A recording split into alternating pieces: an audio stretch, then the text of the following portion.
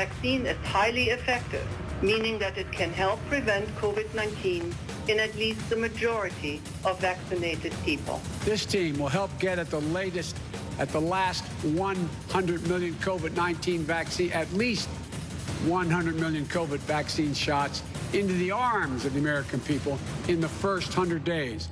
I am thrilled to report that the FDA has authorized the Pfizer vaccine.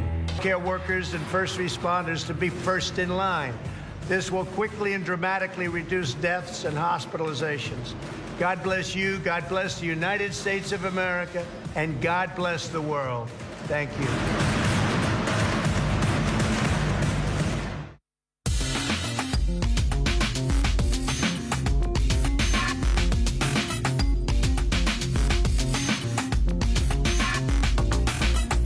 Después de lo que le hubiera gustado a Donald Trump y sin dudas en medio de un momento político muy difícil, un momento de transición en los Estados Unidos, se empieza a vacunar a la población en ese país. Finalmente tuvo el sello definitivo después de la consulta a un ente independiente que determinó que segura la vacuna de Pfizer. Ayer llegó la definición final por parte de la Food and Drug Administration, el FDA, ¿no? Que es una suerte de lo que sería la ANMAT para la Argentina, ¿no? La institución encargada de darle el sello definitivo a la utilización de la vacuna de Pfizer-BioNTech, que podría empezar a utilizarse y aplicarse en los Estados Unidos entre lunes y martes de la semana próxima, según lo dijo el propio secretario de Salud, Alex Azar. Pero quien está en Miami justamente con todos los preparativos para el operativo del comienzo de la vacunación, recordemos que estamos hablando de 2.900.000 dosis llegando a los Estados Unidos, que comparado por supuesto con la población es un número muy pequeño. Está llegando a cuentagotas la vacuna de Pfizer a Estados Unidos. Allí en Miami está trabajando Marcos Álvarez. Marcos, te escucho. Buen día. Hola Carolina, muy buenos días. Bueno, y vos lo decías, a cuentagotas, y un reflejo de eso es que a este estado donde hay 21 millones de personas solo van a llegar estamos en el estado de la Florida obviamente, solo van a llegar 179.400 dosis en este primer envío que va a realizar la compañía Pfizer, y lo que sabemos de último momento es que ya empezaron a salir los camiones con la vacuna desde las fábricas que tiene Pfizer en el estado de Michigan, Carolina, y los hechos siguen contradiciendo al presidente Donald Trump, porque él anticipó anoche que en menos de 24 horas las vacunas iban a estar en los diferentes centros de atención, en los hospitales, por ejemplo, pero ahora el general Gustav Perma acaba de anunciar que las vacunas recién van a llegar entre el lunes y el miércoles. El lunes se estima que van a estar llegando a 145 lugares habilitados para poder entregar la vacuna, y entre el martes y el miércoles van a estar llegando a otros 425 lugares, así que finalmente estamos todos a la expectativa, porque obviamente se está esperando. Estamos hablando que estamos en la peor crisis sanitaria de los Estados Unidos, estamos en el peor momento, y la buena noticia es que la vacuna va a llegar justamente en ese peor momento. Esa es la gran buena noticia y por eso hay tanta esperanza. Y obviamente la conversación hoy por hoy aquí y en otras ciudades de los Estados Unidos es: ¿me pongo la vacuna? ¿No me pongo la vacuna? Bueno, te cuento que una encuesta que se ha realizado entre los trabajadores del Hospital Jackson, que es donde yo estoy, que está listo para recibir la vacuna, Carolina, está hablando que un 50% está deseoso de ponerse la vacuna, pero hay un 35% que recién lo va a considerar en el futuro. Ya hay un 15% que no está interesado por ahora en ponerse la vacuna. Obviamente estarán esperando a lo que vaya pasando en estos primeros días, ¿no? Bueno, es muy importante esto que contás, ¿no? Porque de nada sirve tener la disponibilidad de la vacuna si hay reticencia por parte de buena parte de la sociedad a vacunarse, ¿no? Y es clave en esto la comunicación, porque además hay grupos específicos, ¿no?, en Estados Unidos que incluso promueven la no utilización de vacunas, ni que hablar de una vacuna nueva como la del COVID-19, con lo cual es gravísimo en términos sanitarios si esto se propaga, ¿no? Y si de alguna manera esto permea en otros sectores que antes no tenían reticencia a las vacunas. Claro que sí, Carolina, por eso no ayudó a mucho cuando ayer se filtró que la Casa Blanca habría presionado al administrador de la FDA para que apurara el proceso para habilitar la vacuna, porque justamente esto genera expectativas y además genera dudas, y además ya se sabía que eso iba a suceder tarde o temprano, ¿no? Bien, Marcos, en breve volvemos con vos. Quiero retomar unos datos que mostraba Nancy Pelosi, ¿no? Recordemos, Nancy Pelosi es, si hay alguien que conforma un emblema a la oposición a Donald Trump, es Nancy Pelosi, por supuesto referente del Partido Demócrata. Y lo que hizo fue comparar las muertes de norteamericanos en la Segunda Guerra Mundial, los caídos en combate, 291.557 personas, versus la cantidad de muertos a ese día, ¿no?, en Estados Unidos por el COVID-19, 290.000 personas, ¿no? Comparando la magnitud de un desastre con la de otro, ¿no? También haciendo alusión al mal manejo de la pandemia por parte del gobierno de Donald Trump, que recordemos, en algún momento tuvo mucha resistencia a aplicar algunas medidas más estrictas de cuarentena, de aislamiento o de parálisis económica, justamente por lo que esto podía significar para uno de los pilares de su gestión, que es el de los buenos resultados en términos económicos. Vamos a hablar ahora sobre los dos aspectos, el aspecto sanitario y el aspecto político. Estamos en contacto con Santiago Neme, es infectólogo argentino, director del Hospital de la Universidad de Washington en Seattle,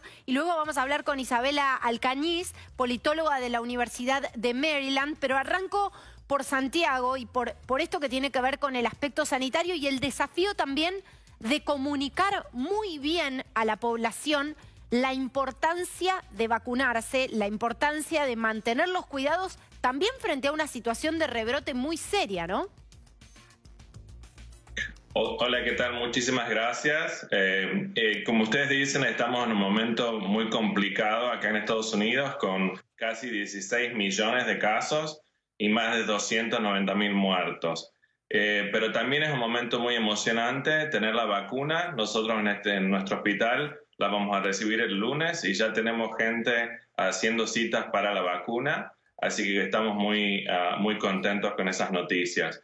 Quería decir algo que es bastante importante destacar, que la vacuna ha sido estudiada en prevenir la enfermedad sintomática del coronavirus. Es decir, la vacuna no ha demostrado científicamente todavía que previene la transmisión. Es decir, yo puedo tener coronavirus asintomático y todavía transmitir la enfermedad, también transmitir la infección después de haber tenido la vacuna. Entonces, es por eso que es necesario seguir con el barbijo, seguir con el distanciamiento físico, porque todavía no tenemos esa información. En general, las vacunas se estudian de esa forma, es decir, el paciente tiene síntomas o no tiene síntomas, pero va a haber más estudios para ver si de hecho previene la infección asintomática, es decir, que yo puedo estar portando el virus y lo puedo estar transmitiendo. Entonces, esa es la razón principal por la cual tenemos mucha gente preguntando por qué tengo que usar el barbijo después de la vacuna. Bueno, tenemos que realmente recibir confirmación científica que de hecho podemos prevenir las infecciones asintomáticas.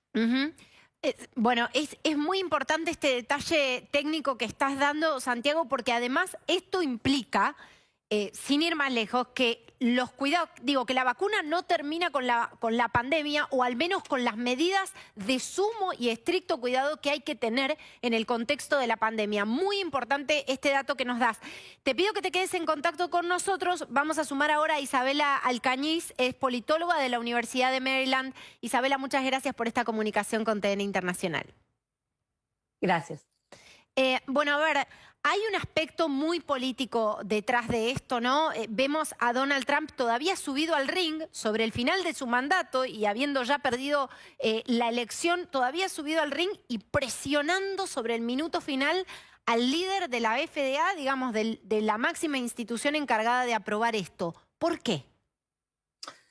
Él quiere terminar su mandato, en realidad no quiere terminar su mandato, ¿no? Pero va a terminar su mandato y quiere poder tener la posibilidad de hablar del logro del plan de vacunación más masivo y más rápido de la historia.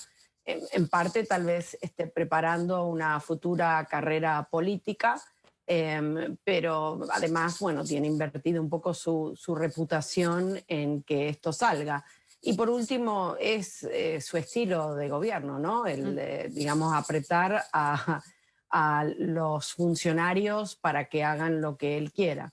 En realidad es bien problemático esto, porque como decías antes, hay un déficit de confianza en la vacuna por parte de distintos grupos, algunos de ellos en particular muy vulnerables y muy expuestos al COVID, Claro. con lo cual es fundamental que ellos accedan a la vacuna, que estén dispuestos a darse la vacuna, y cuando trasciende que el presidente, que ya de por sí no tiene mucha confianza o no hay mucha confianza puesto en su gestión en este momento, clarísimo por el resultado de las elecciones, está apurando a quienes deberían ser burócratas neutrales a partidarios para que aceleren el proceso de la vacuna, desde ya que se hace más, se erosiona más el tema de la confianza con respecto a la salud pública de este país. Bien, Isabela, muchísimas gracias por estas reflexiones. Un resumen muy claro y muy contundente de lo que pasa ya sobre el tramo final de la presidencia de Trump,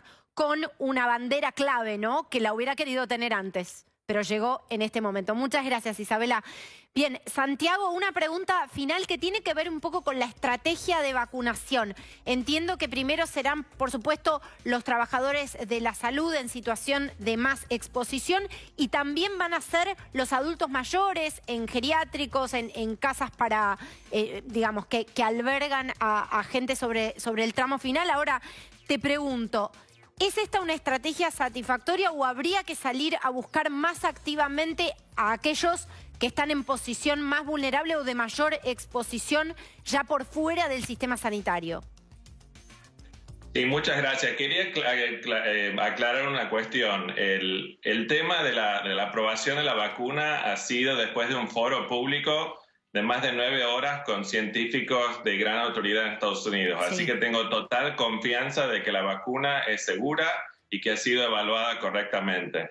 El éxito que vamos a tener con la campaña de vacunación tiene que ver con que más del 70 al 80% de la gente se ponga la vacuna, y ahí sí vamos a ver disminución en la transmisión. Entonces eso es muy importante. Y en la cuestión de la aceptación de la vacuna, en lugar de tratar de convencer a la gente, lo que estamos haciendo es tratar de proveer la información a la gente para que todos hagamos esto juntos y tomemos una decisión informada. Con respecto a su pregunta, la estrategia para mí tiene mucho sentido. Es importante cuidar al personal de la salud pública que está directamente en contacto con pacientes con COVID y a las personas más vulnerables. Pero esto es a nivel de fases. La fase siguiente es el personal esencial, al conductor de un colectivo, a la persona que trabaja en el correo. O sea, todas estas cosas están y venimos planeando hace bastante tiempo. Entonces, me parece que tiene mucho sentido la forma que estamos planeando la distribución de la vacuna, pero quiero recordarles, no va a ser suficiente tener la vacuna de Pfizer o de Moderna. Vamos a tener que tener muchos productos porque tenemos un mundo entero que vacunar, porque es la única forma que vamos a tener éxito. Si no vacunamos una cantidad grande de personas, no vamos a poder tener éxito, y la aceptación es una cosa que nos preocupa mucho, y la única forma de combatir esto es la información. La información, por supuesto. Santiago, muchísimas gracias por este contacto con nosotros. Muchas gracias. Sí, y también, además de la información, la importancia de que la vacuna llegue a todos alrededor del mundo. Esto es una pandemia, un fenómeno